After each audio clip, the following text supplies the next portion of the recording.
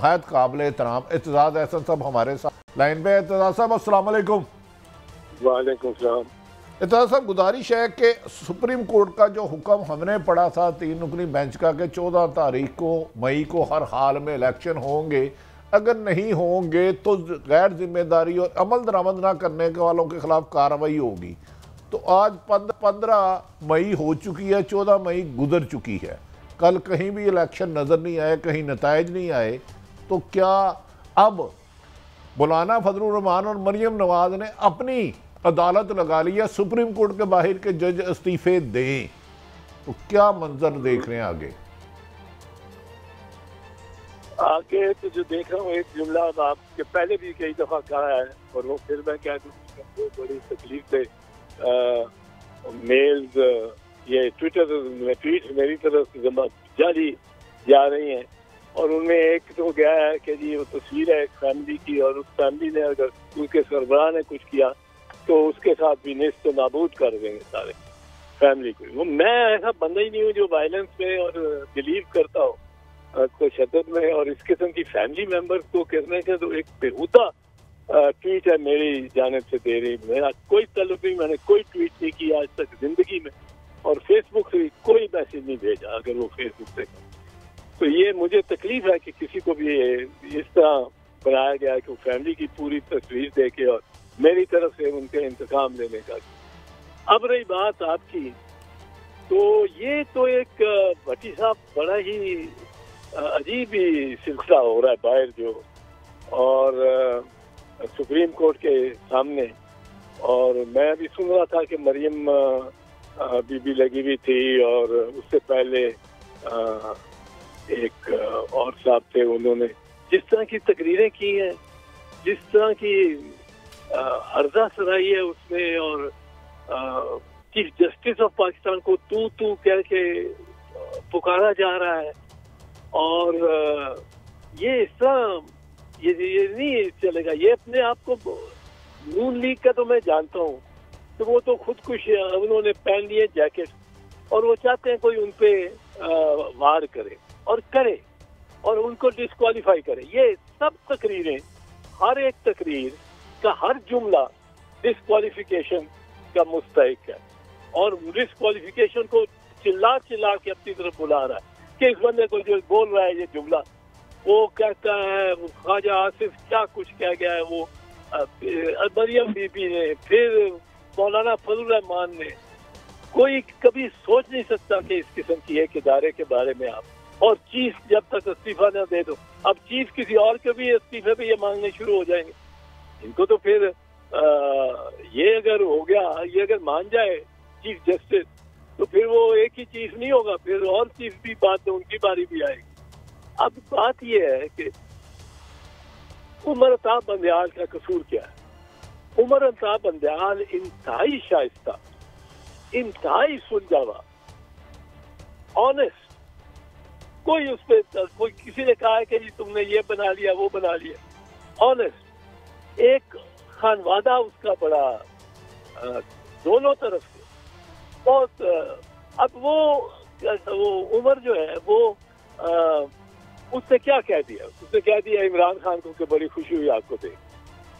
वो उमर ने मतलब मेरे साथ काम भी किया और इतना पोलाइट बंदा, वो अदालत में कोई सीनियर वकील मेरा देर बाद पेश हो, खालिद अजहर साहब है, उससे पूछो, वो देर बाद पेश हो, कुछ महीने दो के बाद, तो वो जरूर कह देगा कि आपको बड़ी खुशी देखे आई माशाअल्लाह। उसका ये मिजाज है। अब वो डिसेंसी की वो कीमत अदा करे कि वो इस्तीफा दे। अब बड़ी ये इंतहाई बात लगती है और मैं नहीं समझता कि वो इस्तीफा देगा। एतजाज़ साहब, अभी मरियम नवाज साहबा ने कहा बड़ा सख्त लफ्जों में, जो नारेबाजी की वो हम सुना नहीं सकते। उनकी फैमिली के बारे में मोहतरमा उमर अता बंदयाल साहब की जो गलीज लफ्ज नारेबाजी वो हम सुना नहीं सकते। उन्होंने कहा ये होते कौन है, एक मुल्ज़म सरकारी इदारे की तवील में है और उसको तलब कर लिया। तो एक मुजरम जेल में था उसे हस्पताल लाया गया और उसी मुजरम को 4 साल हो गए हैं लंदन में है। तो क्या ये दोहरा मेयार मरियम नवाज साहबा को नजर नहीं आता? अगर मुलजम नवाज इमरान खान तो मुजरम नहीं थे गालबन, उधर उन्हें एतराज है तो नवाज शरीफ को लंदन भेज दिए 50 रुपए के एफिडेविट पे, तो कानून का दोहरा मेयार नहीं बज़ाहिर नजर आ रहा? नहीं, ये तो ऑब्वियस है। वो कहती है कि इसको आपने एक मुलजिम को जिसका रिमांड हुआ हुआ है उसकी आपने जमानत कर दी। वो रिमांड वाला तो सिर्फ रिमांड हुआ हुआ है, तफ्तीश चल रही है। एक मुलजिम कन्विक्ट हुआ हुआ है और मुजरिम है, जेल में है, उसको आपने लंदन भेज दिया। वो आपके वालिद साहब है, किस तरह आप शिकायत कर सकते, शिकवा कर सकते? फिर आप देखें कि ये जो कहते हैं कि जी पनामा से अकामा, कह रहे हैं कि पनामा से अकामा, अकामा तो बहुत बड़ा जुर्म है। खुद अकामा भट्टी साहब खुद एक बहुत बड़ा जुर्म है। अकामे का मुराद क्या है कि आप प्राइम मिनिस्टर तो पाकिस्तान के, पर आपने मुलाजमत एक रखी हुई है एक फॉरेन कंपनी, एक गैर मुल्की कंपनी के आप मुलाजिम भी हैं और मुलाजिम है उसका अकामा एक सर्टिफिकेट है कि ये मुलाजिम होता है, तनख्वाह ले या ना। अब उकामे से क्या फायदा है? उकामे से एक तो फायदा है कि आप वहाँ चूंकि दुबई के या यूएई के आप रेजिडेंट साबित हो जाते हो कि परमानेंट वहाँ आपकी रेजिडेंसी मिली, आपका आना जाना कोई वीजे की जरूरत नहीं है, आपके पास कार्ड है।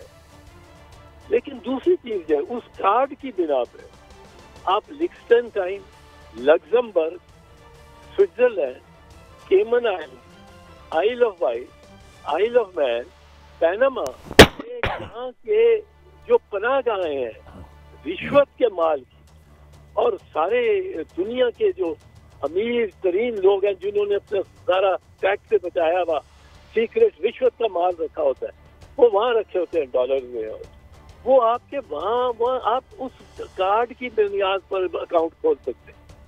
और उसके अब ख्वाजा आसिफ है, उसके पास ये अकामा था, उसने तो तनख्वाह भी मानी नहीं है, उसने तो कहा कि मैं तनख्वाह भी लेता रहूं। अब मुझे बताएं कौन सा मुल्क है बरतानिया में, अगर वजीर आजम बरतानिया का वो रिलायंस ग्रुप ऑफ इंडिया का एक जनरल मैनेजर हो, तनख्वाह ना लेता हो, वो बर्दाश्त करेगी वो कौम? या मोदी ऑस्ट्रेलिया की एक माइनिंग कंपनी में वो डायरेक्टर हो, वो मानेगी कोई इंडिया में उसको वजीर आजम रहने देंगे? ये तो बड़ा ही संगीन जुर्म है। इसका मतलब है आपके वो भी अकाउंट्स भी, जाली अकाउंट्स भी आपके पास हैं, हर चीज है, और आप कहते हैं पनामा से उकामा चले गए। अच्छा साहब, सॉरी मैं आपको रोक रहा हूँ, they have got away with it. और बिल्कुल आपने सही फरमाया कि जिस बात पे शर्म से डूब मरना चाहिए वो उसे हम अपने डिफेंस के लिए पेश करते हैं। ये रेफरेंस ला रहे हैं, करारदाद पेश की है पार्लियामान में और कहा है जी हम कटहरे में, मैं इसको कोट कर रहा हूँ, मेरे लफ्ज़ नहीं है, फादर चीफ जस्टिस हम इज्जत और एहतराम सबका करते हैं। तो ये क्या ये रेफरेंस ले आएंगे और उसका क्या नतीजा होगा? एक तो ये है, तो दूसरा सवाल मैं फिर बाद में पूछूंगा, वो भी जरा अहम है। जी इत्तेजाज साहब। रेफरेंस चल ही नहीं सकता ना जी। आप देखें, जब ये आइन कहता है, मैं आइन कहता है जो वो बता रहा हूँ, मुझे इसमें अब किसी के साथ वफादारी की नहीं, मैं आपको क्लिनिकली सर्जिकली बता रहा हूँ आइन क्या कहता है। आइन कहता है आर्टिकल 68 में 68 कि आप या ईवान में, कौमी असेंबली के और सेनेट में और किसी सूबाई असेंबली में किसी जज की, आला अदलिया की जज की, किसी जज की कॉन्डक्ट पे, उसके रवैये पे, उसके फैसले पे, उसकी किरदार पे आप बहस ही नहीं कर सकते, बहस ही नहीं कर सकते, एक जुमला नहीं बोल सकते। तो वहाँ आप तलब कर सकते हो जज को। ये तो मतलब है आपको कहा गया कि आप बहस नहीं कर सकते, पर आप उसको कैद कर सकते हैं। ये कैसे हो सकता है? अच्छा, ये इत्तेजाज साहब आपने पहले भी यही फरमाया, लेकिन बदकिस्मती है कि हमारे सियासतदान इस आईनी संगीनी को नहीं समझ रहे। आज ख्वाजा असद साहब ने जो फरमाया आप खुद सुने और उस पर आप नहीं रह दीजिए।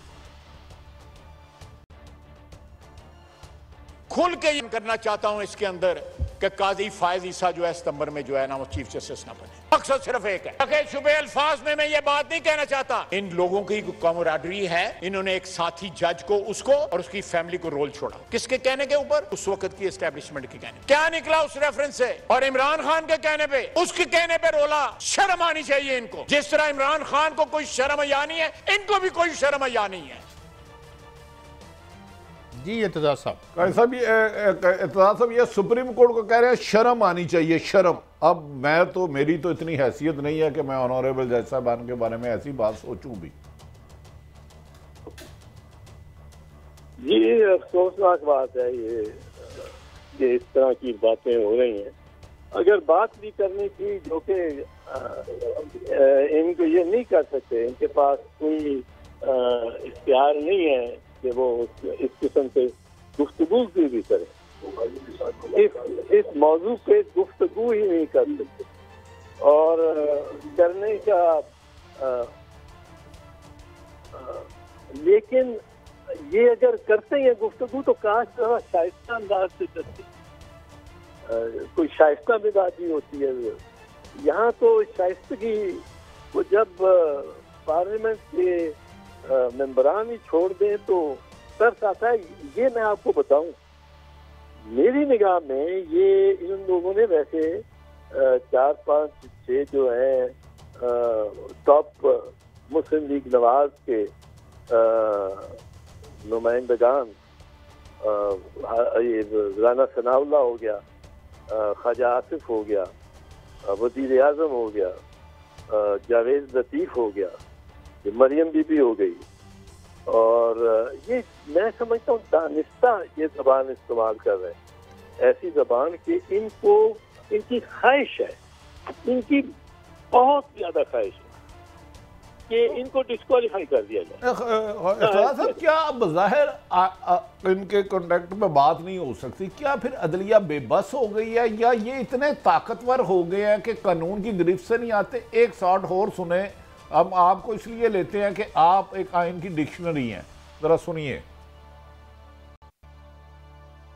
जनाबे वाला, मेरे पास गवाही है कि एक लेफ्टिनेंट कर्नल जो मोहल्लेदार है इनका, राना सनाउल्लाह साहब का, उसके कहने के ऊपर ये फैसले कर। मैं फैसले भी बता सकता हूं जो उसके कहने पे किए गए। जिस बेंच को जो है वो किया गया, वो पैगाम भिजवाया गया, उस बेंच के एक जज ने मुझे बताया, जिसने अपने आप को रिक्यूज कर लिया कि हमें अप्रोच किया गया है। क्या अदलिया है? ये तो बाजार लगा हुआ है। और फिर कहते हैं कि आप जाएं, 10-12 बंदे भी साथ ले जाएं, गपशप लगाएं, उसके बाद सो जाएं। चीफ जस्टिस साहब उसके साथ लोरी वाला भी कोई बंदा भेज दें जो जाके उसको लोरी दे ताकि वो सो सके। जी ये आप सुन रहे हैं। और मैं ये भी कह दूं कि उनके पहलू में इसहाक डार साहब बैठे हुए हैं जो इश्तिहारी थे उस वक्त भी जब उन्होंने हलफ उठाया था। जी ओवर टू यू एतजाज साहब। नहीं, वो तो ये कहते हैं कि जी आपने किस तरह एक शख्स को जो रिमांड पे था उसको जमानत किस तरह दे दी। अब पहले तो ये जवाब दें कि हमें ये बताएं कि एक शख्स जो रिमांड नहीं, वो कॉन्विक्ट था, जिसको सजा हो चुकी थी, जो कि मुजरिम था, वो उसको सजा, उसको आपने किस तरह जमानत पे ले लिया? और जमानत ही नहीं, उस पर वो जमानत शमानत 50 रुपए का कागज को छोड़ के वो उसको आपने बाहर जाने दिया मुल्क से। वो किस कानून के तहत? मैंने कभी नहीं सुना।